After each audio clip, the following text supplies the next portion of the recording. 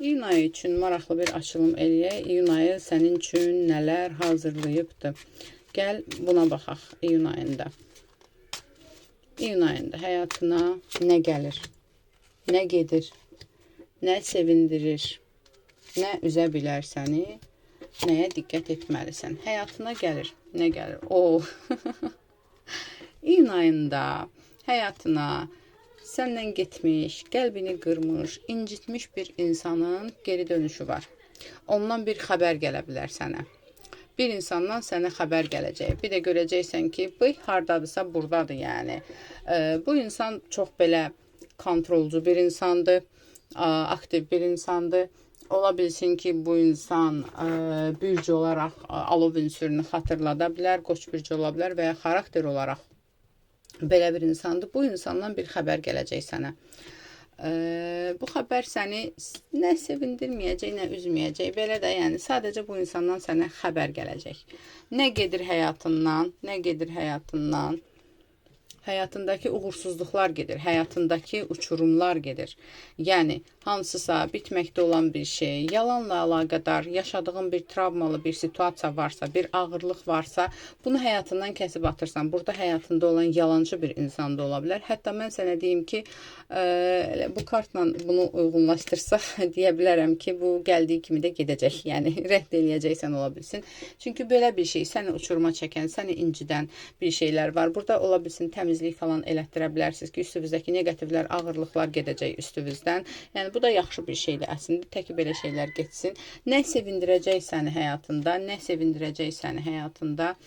Maddiyyatla əlaqədar sevinəcəksən. Maddiyyatla əlaqədar müəyyən bir büdcə mi yığacaqsan, müəyyən bir şeyi yığmaq istədiyin bir şey varsa, onu yığacaqsan. Maddiyyatla əlaqədar məsələn, ala bilmədiyin bir pulun varsa, onu alacaqsan.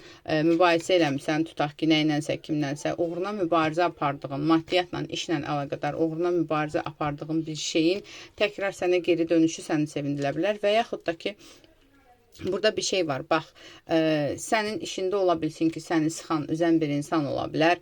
O insanın işdən gedişi səni sevindirə bilər və yaxud da ki, maddiyyatla əlaqədar sıxıntın gedəcək səndən. Maddiyyatla əlaqədar sıxıntın var idi. Ya burada ola bilər, kreditin varsa, kreditin bitəcək, buna sevinə bilərsən. Və yaxud da ki, hansısa bir məhkəmə məsələn varsa və yaxud da ki, sənət məsələn varsa, uzun zamandır həll olunmayan bir məsələn var, o həll olacaq, ona sevinəcəksən. Belə bir şeydir. Nə səni üzəcək iyun ayında? Bu iyun ayında səni üzə bilər, sadəcə ola bilsin, depressiv bir vəziyyətdə ola bilərsən biraz. Duyğusal cəhətdən fikirləşəcəksən ki, əgər münasibətin yoxdursa, niyə həmin insan gəlmir həyatıma? Biraz bununla əlaqədar üzüləcəksən ki, mən niyə təkəm, tənhayam? Və yaxud da ki, münasibətdəsənsə, bu insan özünü niyə belə aparır, nə bilim, görəsən bununla davam edeyimmi, bitirimmi? Münasibətlə əlaqədar daha çox biraz sıxıntılı bir dövr ola bilər. Yəni, belə deyim, biraz ehtiyatlı ol. Nəyə diqqət etməlisən iyun ayında? Diqqət etməlisən ətrafına. Burada qohum ətrafında ola bilər, iş ətrafında ola bilər.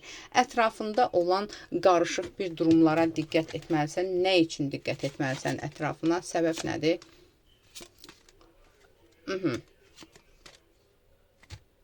Nəyə üçün diqqət etməlisən? Nə üçün diqqət etməlisən ətrafına? Nə ola bilər?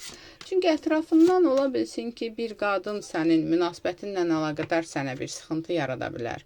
İş ətrafından əlaqədar ola bilsin, hansısa sıxıntı yaradacaq bir insan ola bilər.